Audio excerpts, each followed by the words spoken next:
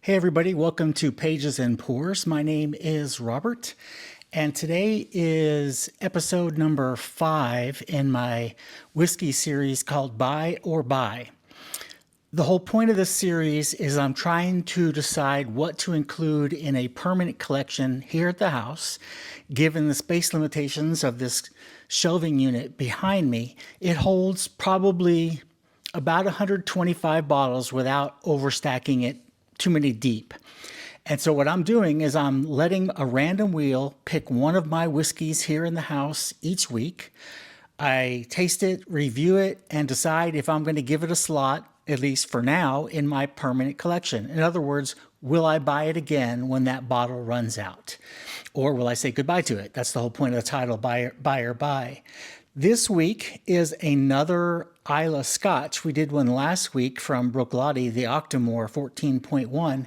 This is the Laphroaig Quarter Cask. Now, Laphroaig is a mainstay of Islay Scotch. They have a number of bottles in their core line, and I've tried most of them now, and I have several of them. I have probably 3 or 4 from Laphroaig, and I probably won't have enough room for 4 bottles from Laphroaig in my collection of scotches. I think I've allotted 50 slots for all of Scotch. And there are a lot of distilleries that I like. So I'm not sure I'll be able to keep 4 bottles from Laphroaig, but I'll probably keep 2, maybe an outside chance of 3. And then as these slots fill up, I'll have to start doing some side-by-side comparisons and decide which one I favor the most. The quarter cask is interesting in the way it's made. Back in the 19th century, whiskey had to be transported sometimes on horseback. And so they made smaller casks, 50-liter casks, as opposed to the massive 53-gallon barrels that they get from America, ex-bourbon barrels that they mature their scotch in. So what they found was in those smaller casks, the whiskey has more contact with the wood and it matures it a little bit more swiftly.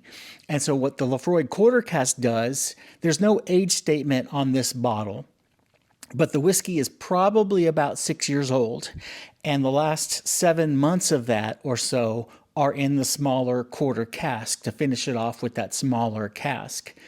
This whiskey is bottled at 48% ABV, which I approve of heartily. I think it's a great proof point for Scotch.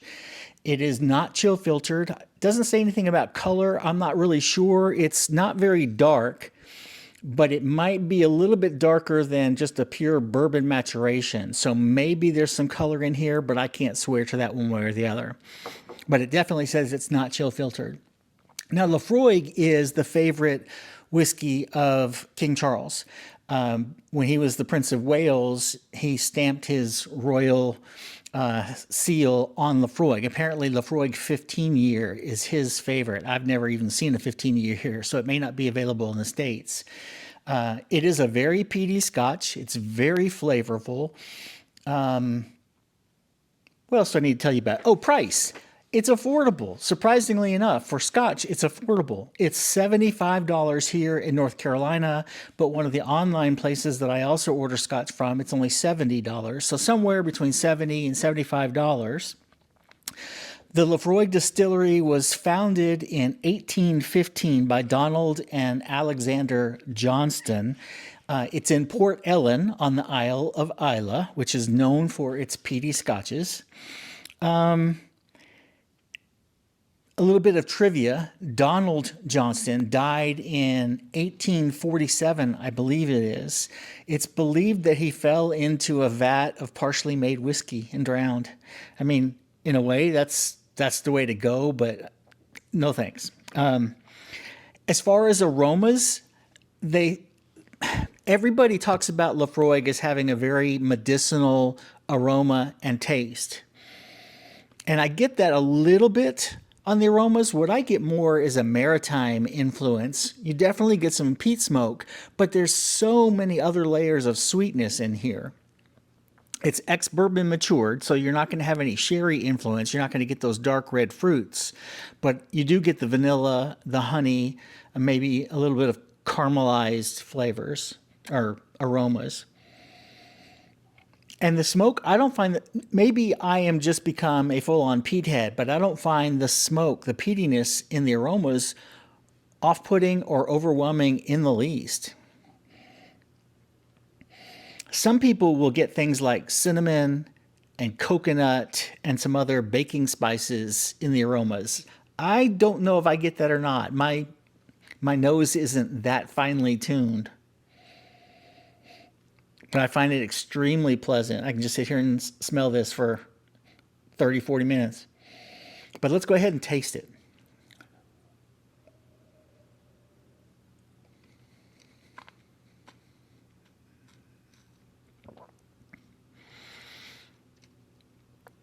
It's very complicated. There's a lot going on there. You definitely get the peat smoke, a little bit of smoky barbecue. I don't get the huge medicinal note on this one that I get on some other Laphroaigs. Some people say it's like a Band-Aid or iodine. I often get, especially in the aromas, I often get the scent of insulin. As a diabetic, I'm very familiar with what insulin smells like, and Laphroaig often smells like insulin to me. Not so much in the quarter cask. But there's a lot of balance between the peat smoke and the sweet layers underneath. And then on the sides of my tongue, I get some like chili spices, almost some hot spices. I mean, it's not like hot salsa or anything, but there's a little bit of spiciness on the sides of my tongue.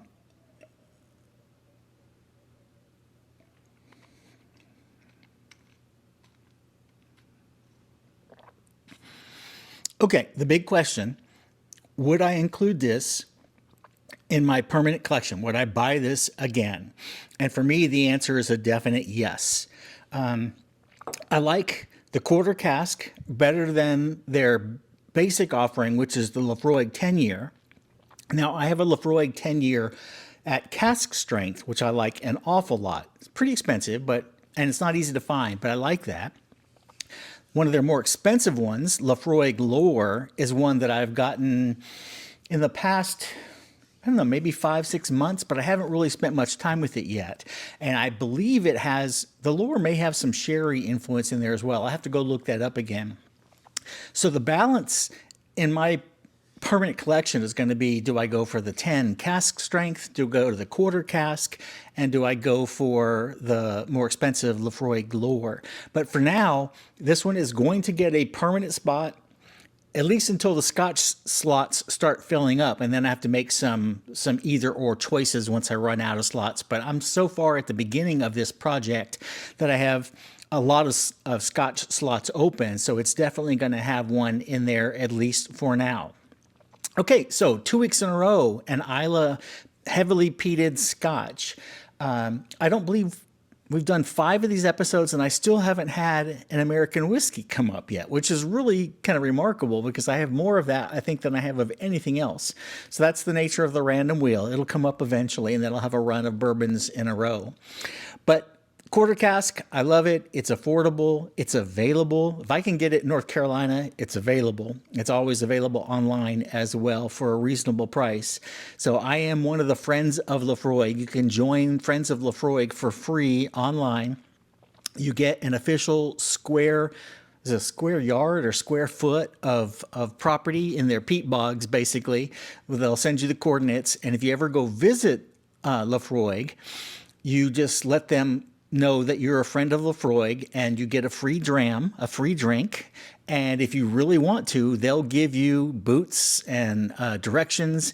And I'm not sure if they'll take you out to your spot, but they'll show you how to get out to your spot, and you can go stand on your square foot of property, with which you have, I guess it's a lifetime lease on, and you're not going to make any money, but you get a drink every time you go into the Laphroaig distillery.